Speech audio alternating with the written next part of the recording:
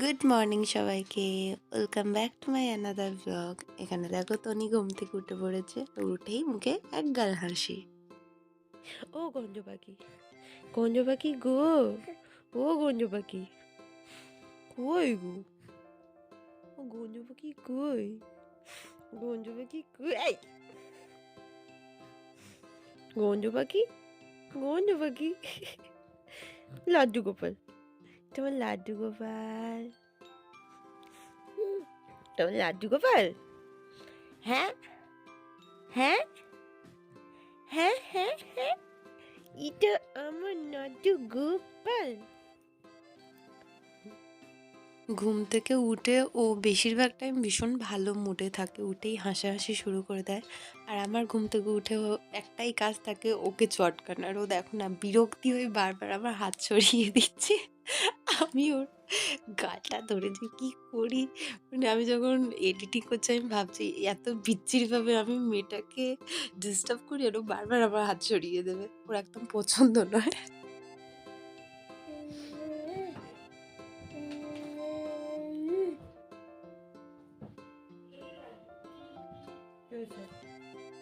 তোর জল চাই, তোকে জল দিতে হবে না, এটা আমার, এটা আমার, এটা আমার।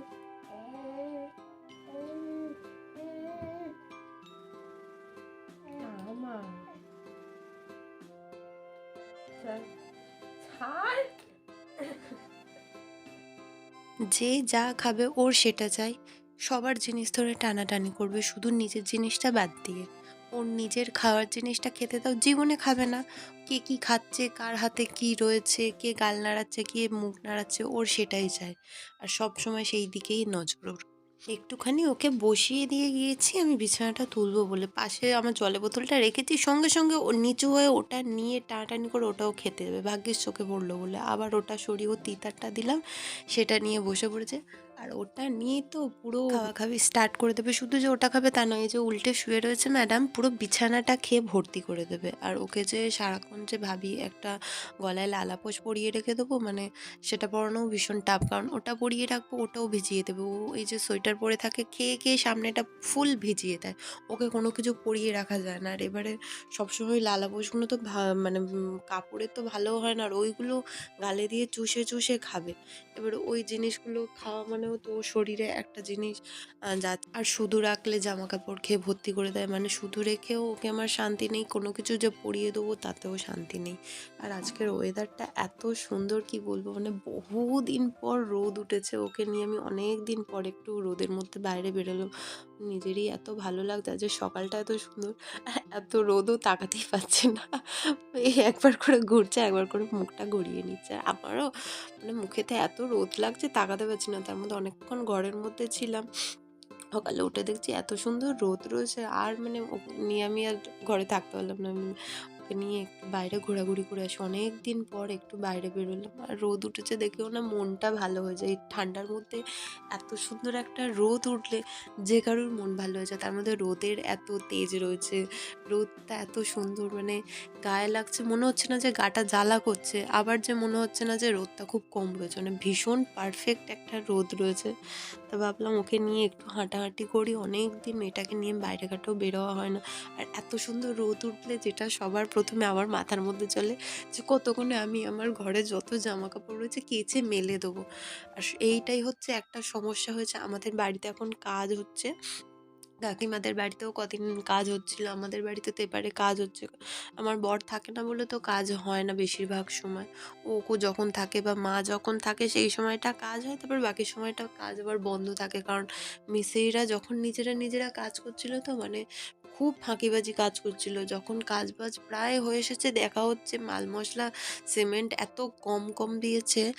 আর কন্ট্রাক্টরের কাজ যেহেতু, কন্ট্রাক্টের কাজ সরি, তো সেই কারণে মানে ওরা যতটা কম পরিমাণে জিনিস দিয়ে জিনিস বাঁচানো যায়। এবার কেউ থাকে না, তো আমিও কতটা বা কী বুঝি, কী দেখবো, সেটাও অতটা বুঝতে পারি না। ওরা নিজেদের মতন করে, তো লাস্টে যখন মা আর বাবাই দেখলো, দেখে বলছে কাজ ভালো করেনি, তো আমরা যখন করে বাড়ি থাকবো বা আমি একটু ছুটি নিয়ে বাড়ি থাকার চেষ্টা করবো বা মা তুমি বাড়ি থাকবে, তখনই একমাত্র কাজ করা হবে, নয়তো কাজ করাবো না। কাজ করবে, এরকম বাজেভাবে কাজ করবে, এরকম কাজ করার থেকে না করাই বেটার। সেই জন্যে তো আপাতত কাজটা বন্ধ রেখে দিয়েছে। আর কাজটা এত বাজে রকমভাবে বন্ধ হয়ে রয়েছে আ যে কোনো কিছু মেলারও জায়গা হয় না। আর যে কোনোভাবে দড়ি টাঙিয়ে কিছু যে জামাকাপড় মেলবে তারও কোনো জায়গা নেই। তবুও ডেইলির জামাকাপড় তো কিছু কাচাকুচি হয়। এবারে আমাদের থেকে বেশি তনির জামাকাপড় ভর্তি। আর ওর জন্য তো মোট কথা আমাদের বাড়ির ভিতরে পুরো দড়ি টাঙানো ভর্তি। আমাদের যেই ঘরে আমরা থাকি সেই ঘরে, মা যেই ঘরে থাকে সেই ঘরে, বাইরেতে মা যেখানে দেখেছে যে সকাল হলে রোদ আসে সেই জায়গাগুলোয় পুরো জাউমাউ করে একটু দড়ি টাঙিয়ে দিয়েছে, যাতে সকালবেলাটা অন্তত ওর জামাকাপড়গুলো দিয়ে শোকাতে পারে। আর শীতের বেলায় এখন রোদ তো জানো কতটাই কম ওঠে। আর রোদের তো কোনো তেজই থাকে না, হাফ দিন রোদ ওঠে না। আমাদের এখানে কয়েকদিন তো আবার বৃষ্টি হচ্ছিল, রোদ উঠছিল না। আজ অনেক দিন পর রোদ উঠেছে। আর যেদিন করে রোদ ওঠে মা তো মোটামুটি সব কিছু ওর কেচে-কুচে বেশিরভাগটা মেলে দেয়। আর হচ্ছে আমাদের যা থাকে টুকিটাকি সেইগুলো তো কাচাই হয়। এবার বিছানার চাদর-টাদরগুলো যে তুলে মেলে দেবো তার পর্যন্ত জায়গা না। আর এমনভাবে দড়িগুলো টাঙানো তো যে দেওয়াও যাবে না, দিলে ছিঁড়ে যাবে। তোমাদের সাথে বকবক করতে করতে এখানে মোটামুটি তনির খাওয়া দাওয়া হয়ে গেছে। অনেকক্ষণ ধরে কাঁদছিল, ওর কান্না থামিয়ে জামাকাপড় ছাড়িয়ে ওকে একটু আমি চুপ করাচ্ছি। আপাতত চুপ করে গিয়েছে। এবারে মা কাজে বেরোবে, মার সাথে একটু বকবক করবে। শোনো শোনো, ও বাবা, শোনো শোনো, আর ঝনো ঝনো কোনটা? ঝনো ঝনো, আর ঝনো ঝনো, ঝনো ঝনো, আমি একটু ঘুরে আসি। ঝনো ঝনো, আর শুনতে শোনো, পঞ্চান্ন নি। ও বাবা গো, আমি যাবো কি নেবো কি করে? শুনতে আমার হয়তো ঠান্ডা। উফ, আমি একটু ঘুরে আসি, আমার শরীর চলছে।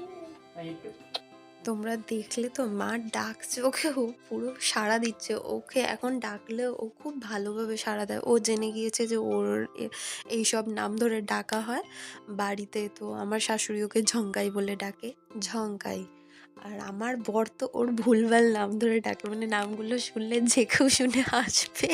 ওকে সারাক্ষণ হলুদ পাখি বলে ডাকে আমার বর। আরও যে কী সব নাম ধরে ডাকে আমার আপাতত এই মুহূর্তে মনে পড়ছে না। মানে ওর যা মনে হয় ভুলভাল নাম ধরে সারাক্ষণ মেয়েটাকে ডাকতে থাকবে।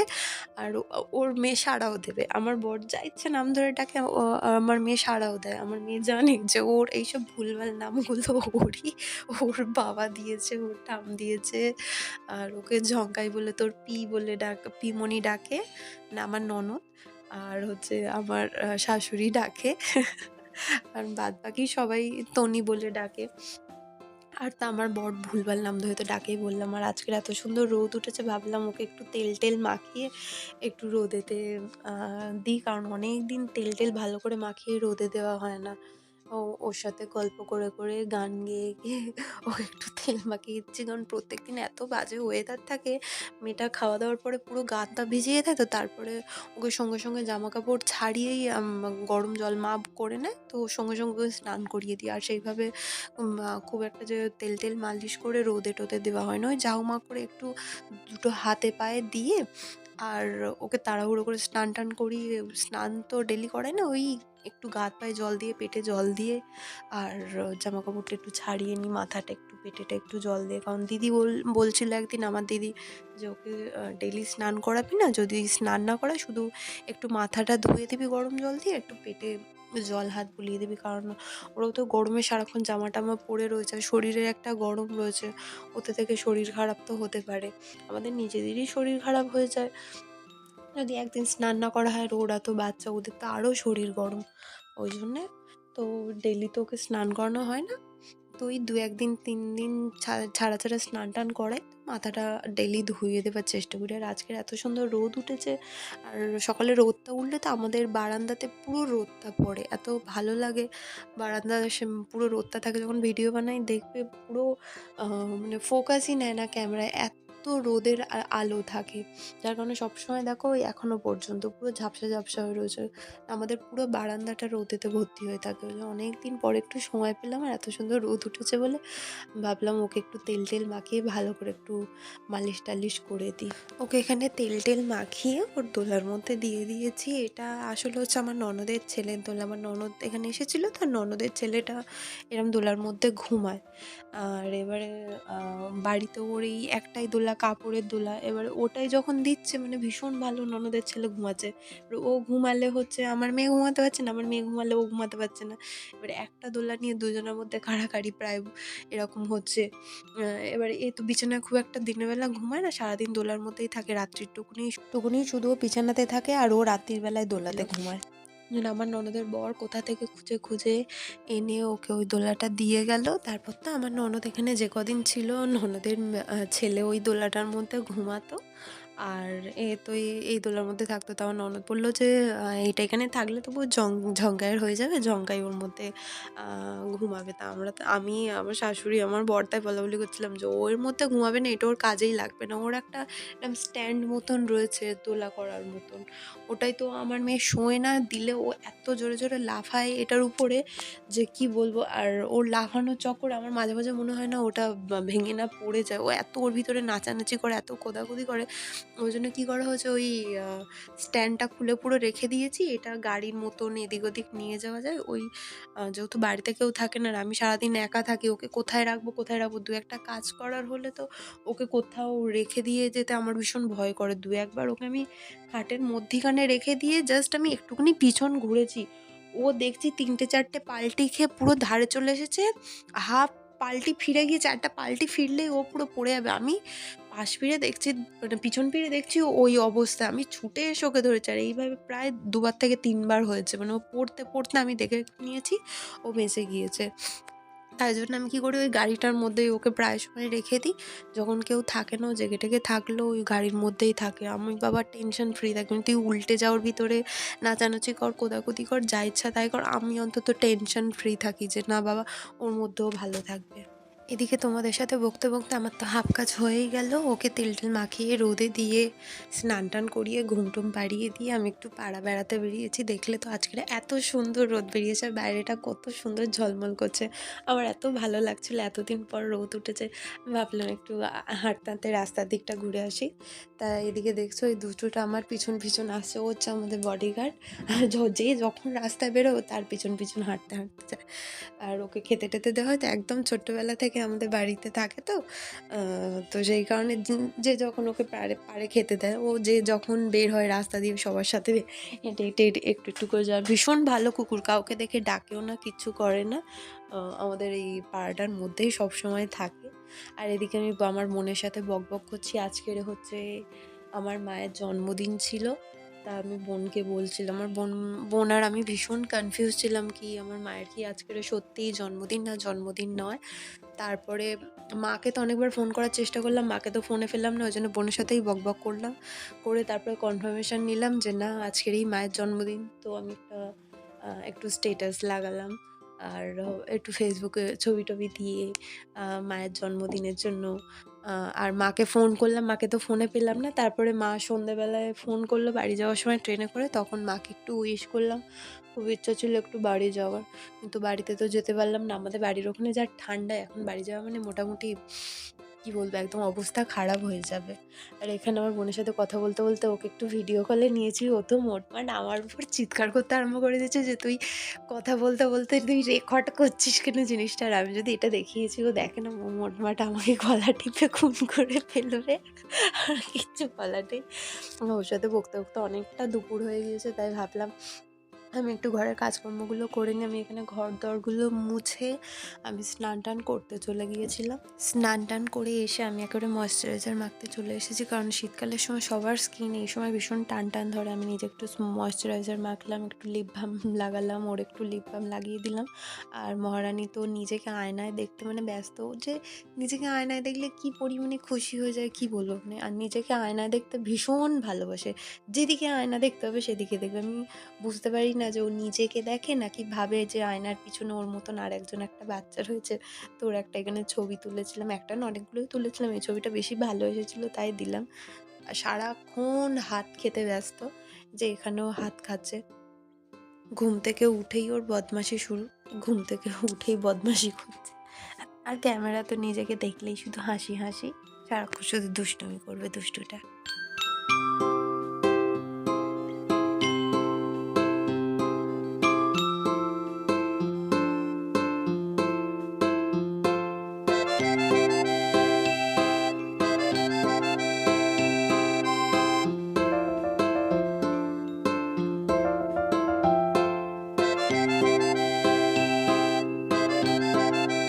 ওর সাথে একটু খেলা করে আমি এখন খেতে চলে এসেছি।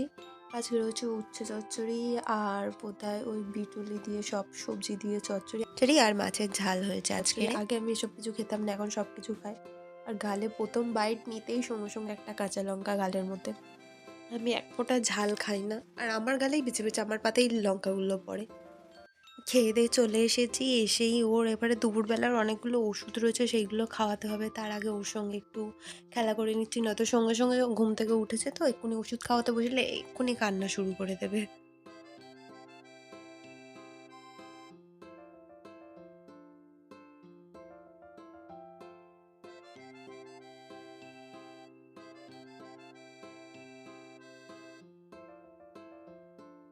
টনিকে দুধ খাওয়াতে গেলে আর ওষুধ খাওয়াতে গেলে কি যুদ্ধের কাজ দেখো না। এখানে ওকে ওষুধ খাওয়াচ্ছি আমি, ও আমার গায়ে সব থু করে ভর্তি করে দিচ্ছে। ও ওষুধ কম খায়, আমার গায়ে থু করে বেশিটাই ফেলে দেয়। ওষুধ খাবে না বলে কিভাবে ছিটকে লাফিয়ে উঠে চলে যাচ্ছে শুধু দেখো। আর ও ওষুধ খাচ্ছে আর একবার করে গালে ওষুধ দিচ্ছে আর আমার গায়ে পুরো থু করে ভর্তি করে দিচ্ছে। ও ওষুধটা তো পুরো খায় না, যার কারণে ও সর্দি কাশিগুলোও সারে না। তো কতবার একটা মানুষ ওষুধ খাওয়াতে পারে, তাও ডাক্তারবাবু বলেছে যে ও যতটুকুনি ফেলে দেবে আবার খানিকক্ষণ পরে খাওয়াতে। কি করবো, ওই করে করেই খাওয়ায়। জন্য আর যে হারে ওয়েদার চেঞ্জ হচ্ছে মেয়েটার শরীরটাও যার কারণে ঠিক হচ্ছে না। সব বাচ্চাদের একই অবস্থা।